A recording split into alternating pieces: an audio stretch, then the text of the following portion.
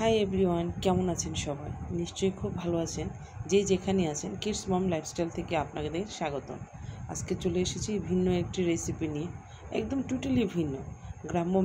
গ্রাম্য মেলায় যদি আমরা কখনো যেয়ে থাকি, তাহলে আমাদের চোখে অবশ্যই নজর কাড়বে এই মোরালিটি দুই ধরনের হয়, একটা হয় চিনির আর একটা হয় গুড়ের। দুটোই খেতে এত অপূর্ব লাগে, বলার মতো না। আমার তো খুব প্রিয়।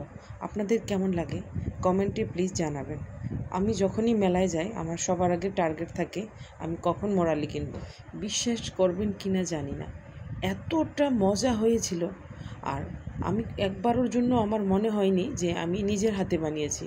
সেই টেস্ট, সেই একরকম ক্রিসপি একটা ভাব, হাতে টাচ করলে একদম মুড়মুড়ে একেবারে সুন্দর করে ভেঙে যাচ্ছে। জেনিফার কৃতি তো আমাকে বারবার জিজ্ঞেস করছিল আমি এটা নিজে বানিয়েছি না এটা আমি কোথা থেকে কিনে এনেছি, কারণ ওরা বিশ্বাস করতেছিল না, এতটা মজা হয়েছিল। তাহলে আর দেরি কিসে, চটজলদি রেসিপিটি জেনে নিই। মোরালি তৈরি করতে প্রথমে আমি বড় বাটির 1 বাটি ময়দা নিয়েছি। ময়দা নেওয়ার পর এরপর আমি স্বাদ মতো লবণ, এরপর 1 চামচ চিনি, শুকনো উপকরণগুলো সবগুলো নেওয়া হয়ে যাওয়ার পর এরপর আমি 3 টেবিল চামচ তেল ব্যবহার করেছি, রান্নার তেল। আপনি চাইলে ঘিও ব্যবহার করতে পারেন, কোনো সমস্যা নেই। এরপরে শুকনো উপকরণগুলো এবং তেল যাতে ভালোভাবে মিশে একটা হ্যান্ড উইচের মাধ্যমে ভালো মতো প্রথমে নেড়ে চেড়ে এরপর হাতের সাহায্যে ভালো মতো তেলগুলো শুকনো উপকরণের সাথে মেশাতে হবে। এরপরে কুসুম গরম পানি ইউজ করতে হবে যাতে ডোটা তাড়াতাড়ি সেট হয়। আমি সবগুলো পানি একবারে না দিয়ে একটু একটু করে পানি দিচ্ছি আর সুন্দর করে মেখে নিচ্ছি। একবারে পানি দিলে পানির পরিমাপটা ঠিক থাকে না, অল্প অল্প করে দিলে পানির পরিমাণটা ঠিক থাকে। এটা কিন্তু রুটির মতো নরম হবে না, একটু শক্ত হবে এবং অমসৃণ একটা ডো তৈরি হবে। এটা কিন্তু রুটির মতো না। আপনি ডো যত সুন্দর হবে, আপনার মোরালি ঠিক ততটা ক্রিসপি এবং সুন্দর হবে। হাত দিয়ে নেড়ে চেড়ে যাতে পারফেক্ট একটা ডো তৈরি হয় সেদিকে আপনাদের খেয়াল রাখতে হবে। দেখেন আমার ডোটা সুন্দর হয়েছে, তবে মসৃণ না। রুটি যেমন হয় ঠিক তেমনটা না, এর থেকে একটু শক্ত হবে।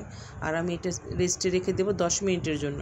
ফুল পাখি বনাতিয়ে আয়না জানা গান শুনিয়ে দূর বনের গালিলি নদীর গান দুধবাত দিব সন্দেশ মাখিয়ে লাইক করো, সাবস্ক্রাইব করো আমার বাই। চলে এলাম 10 মিনিট পর। দেখেন আমার ডোটা একদম রেডি এবং অনেকটা আগে থেকে নরম হয়েছে। এখন এটা আরও হাতের সাহায্যে 5 মিনিটের মতো ভালো মতো মেখে নিলে একদম পারফেক্ট একটা ডো তৈরি হবে। এবং এর থেকে আমি 2টা লেচি কাটবো। একটা লেচি নিয়ে আমি রুটির আকার তৈরি করব এবং আরেকটা লেচি আমি আবার পাত্র দিয়ে ঢেকে রাখবো, না হলে শক্ত হয়ে যাবে। এরপর হাতের সাহায্যে রুটির আকৃতি কিছুটা করে নিয়ে তারপর বেলুন আর ফিরির মাধ্যমে একটা মোটা রুটি তৈরি করব। রুটিটা কিন্তু অন্যান্য রুটির থেকে একটু পরিমাণে মোটা হবে, রুটির মতো পাতলা হবে না। পাতলা হলে কিন্তু হবে না। দেখেন আমি কতটা মোটা করেছি আপনাদের দেখাচ্ছি। এতটাই মোটা করবেন, না হলে কিন্তু মোরালির আকার হবে না, সেটা নিমকির আকার হয়ে যাবে। মোরালিগুলো যাতে সুন্দর হয় সেজন্য আমি 2 সাইড দিয়ে অমসৃণ অংশগুলো কেটে নিচ্ছি। আপনারা ঠিক এভাবেই কাটবেন যাতে করে পরবর্তী শেপগুলো পারফেক্ট হয়। আমার যেহেতু পিৎজা কাটার নেই, সেহেতু আমি ছুরির সাহায্যে হাতের একটু টাচ লাগিয়ে সুন্দর করে এভাবে লম্বালম্বিভাবে কেটে নিচ্ছি। আপনারাও ঠিক এভাবে কাটবেন যদি আপনাদের পিৎজা কাটার না থাকে। এক হাত দিয়ে কাটবেন, আরেক হাত দিয়ে একটু চাপ দিবেন, তাহলে কাটতে সুবিধা হবে। আপনাদের ডোটা যদি পারফেক্ট হয় তাহলে ঠিক এভাবে কেটে আসবে এবং সুন্দর করে যেমন কাটবে এবং ওঠানোর সময় ঠিক পারফেক্টলিভাবে ওঠানো যাবে যদি ডো ঠিক হয়।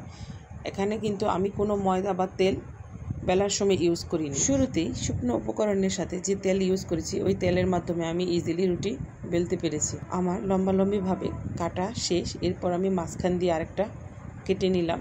2 ভাগ করে নেওয়ার পর এখন আমি এগুলা সংগ্রহ করব একটা বাটিতে, যাতে সুন্দর মতো সাজানো থাকে এবং ভাজার সময় সুবিধা হয়। এরপর আমি আরেকটা ডো আছে, ওই ডোটাও আবার বেলে নেব আর এভাবে কেটে নেব যাতে আমার ভাজতে সুবিধা হয়। যেহেতু এগুলো একটু মোটা আকৃতির আর একটার সাথে আরেকটা লাগবে না, আমি 2টাই একসাথে বেলে আস্তে আস্তে ভাজতে পারবো। এই থেকে সবগুলো মোরালি আমি আস্তে আস্তে উঠিয়ে নেব, যাতে একটার সাথে আরেকটা না লাগে। এভাবে সুন্দর করে বাটিতে সাজিয়ে রাখবো যাতে আমার ভাজতে সুবিধা হয়। দেখুন বেলুন ফ্রিতে রাখা অবস্থায় কি সুন্দর লাগছে, কাঁচা অবস্থায় কি সুন্দর, আর ভাজার পরে কি হবে তা আপনারা দেখতেই পাবেন। তাহলে আর দেরি না করে আমরা ঝটপট ভেজে ফেলি। প্রথম একটা দিয়ে আপনাদের দেখাচ্ছি। তেলটা ঠিক এই মাপেরই হবে, অনেক বেশি গরম হবে না, দেওয়ার সাথে সাথে একটু বুদবুদ আকৃতি তৈরি হবে, আবার অনেক বেশি ঠান্ডা হবে না। অনেক বেশি ঠান্ডা হলে মোরালিতে বেশি তেল খেয়ে ফেলবে এবং ভিতরে ক্রিসপি হবে না। তেল যাতে অনেক বেশি গরম আবার অনেক বেশি ঠান্ডা না হয়। অনেক বেশি গরম থাকলে কি হবে, তাড়াতাড়ি মোরালিগুলো হয়ে যাবে এবং ভিতরে ভালোভাবে হবে না এবং ক্রিসপি হবে না। আর যদি অনেক বেশি ঠান্ডা হয় সেক্ষেত্রে অনেক সময় লাগবে আর মুচমুচে ভাবটা থাকবে না। একটু হয়ে আসলে সারাক্ষণ নাড়াচাড়ার ভিতরে রাখতে হবে। আর একটু ব্রাউন কালার যখন হয়ে আসবে তখন সর্বক্ষণ আপনার চুলার পাশেই থাকতে হবে এবং সারাক্ষণ নাড়াচাড়ার ভিতরে রাখতে হবে। যে কোনো সাধারণ জিনিসকে অসাধারণ করে তোলার জন্য আপনার ধৈর্যটাই যথেষ্ট। এটা বানাতে অনেকটা সময় লাগেনি, বাট অনেকটা ধৈর্য ধরে কাজগুলো করতে হয়েছে, কারণ প্রত্যেকটা জিনিস ইম্পর্টেন্ট। একটুখানি ভুল হয়ে গেলে দেখা গেল জিনিসটা একদম পারফেক্ট হবে না। আর পারফেক্ট জিনিস তৈরি করার জন্য আপনাকে অবশ্যই ধৈর্য ধরতে হবে। দেখেন মোরালিগুলো কি সুন্দর একটা কালার চলে এসেছে। ঠিক এই অবস্থায় আপনাদের উঠাতে হবে, এর থেকে কম আবার এর থেকে বেশি না। বেশি হয়ে গেলে এবং লালচে একটা ভাব হয়ে যাবে, দেখতে ভালো লাগবে না, বাট খেতে ভালো লাগবে। যে জিনিস দেখতে ভালো লাগে না সেই জিনিস খেতেও কিন্তু ততটা ভালো লাগে না। মোরালি তো হয়ে গেছে ভাজা, এখন আমার বানাতে হবে শিরা। শিরা তৈরির জন্য আমি নিয়েছি এখানে 1 কাপ চিনি। 1 কাপ চিনির জন্য আমি নিয়েছি আধা কাপ পানি। পানিটা আমি স্কিপ করে গেছি, আপনারা অবশ্যই মনে রাখবেন। 1 কাপ চিনির জন্য আমি আধা কাপ পানি এখানে ইউজ করেছি। এরপর সারাক্ষণ নাড়াচাড়ার ভিতরে রেখে দিয়েছি। মোটামুটি 3-4 মিনিটের মধ্যেই আমার কিন্তু শিরাটা রেডি হয়ে গেছে। এটা শিরা হয়েছে কি না সেটা বোঝার জন্য আমি আপনাদের দেখিয়ে দিচ্ছি। এভাবে কিছুটা পানির ভিতরে 2-1 ফোঁটা রাখার পরে দেখবেন এটা যদি জমাট বেঁধে যায় তখন আপনি বুঝবেন যে আপনার শিরাটা রেডি হয়ে গেছে। শিরাটা রেডি হয়ে যাওয়ার পর আপনি মোরালিগুলো শিরার ভিতরে দিয়ে দিবেন। দিয়ে দেওয়ার পরে সারাক্ষণ নাড়াচাড়ার ভিতরে রাখবেন। 2-1 মিনিট নাড়াচাড়া করার পরে দেখবেন মোরালিগুলো শিরার সাথে খুব ভালোভাবে মিশে যাবে এবং আস্তে আস্তে শক্ত আকার ধারণ করবে এবং শিরাগুলো কি সুন্দর করে সাদা জমাট বাঁধা শুরু করবে। দেখতে কি সুন্দর লাগছে, কে বলবে এটা বাসায় তৈরি করা। কাউকে যদি আপনি খেতে দেন, কোনো গেস্ট আসলে, তাহলে কি সে বিশ্বাস করবে আপনি বাসায় তৈরি করেছেন? প্লিজ আপনাদের কাছে রিকোয়েস্ট রইল, বাসায় একবার হলেও ট্রাই করে দেখবেন। দোকানের টেস্ট আর হাতের টেস্টের মধ্যে তফাৎ আপনি নিজেই বুঝতে পারবেন।